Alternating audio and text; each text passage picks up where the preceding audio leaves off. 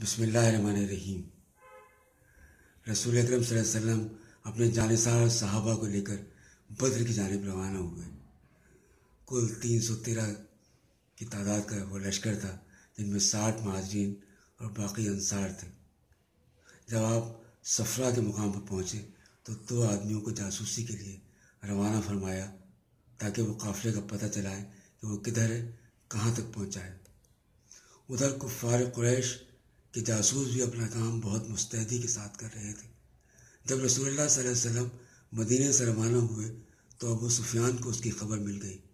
اس نے فوراً ہی زمزم بن عمرو غفاری کو مکے بھیجا کہ وہ قریش کو اس کی خبر کر دے تاکہ وہ اپنے قافلے کی حفاظت کا انتظام کرے، اور خود راستہ بدل کر قافلے کو سمندر کی جانب لے کر روانہ ہو گیا۔ ابو سفیان کا قاصد جب مکے پہنچا تو اس وقت کے دستور کے مطابق جب کوئی خوفناک خبر سنانی ہوتی تو خبر سنانے والا اپنے کپڑے پھاڑ کر اور اونٹ کی پیٹھ پر کھڑا ہو کر چلا چلا کر خبر سنایا کرتا۔ چنانچہ زمزم بن عمرو غفاری نے اپنا کرتا پھاڑ ڈالا اور اونٹ کی پیٹھ پر کھڑا ہو کر زور زور سے چلانے لگا کہ اے اہل مکہ، تمہارا سارا مال تجارت ابو سفیان کے قافلے میں ہے، اور مسلمانوں نے اس قافلے کا راستہ روک کر قافلے کو لوٹ لینے کا عزم کر لیا ہے، چنانچہ جلدی کرو۔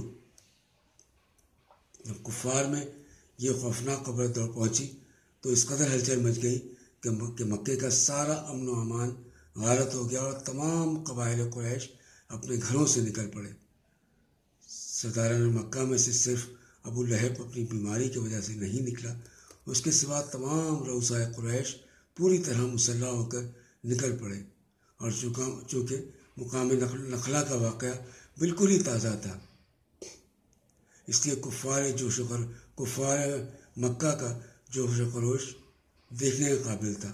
1000 کا لشکر جرار جس کا ہر سپاہی پوری طرح مسلح تھا، بدر کی جانب بڑھنے لگا۔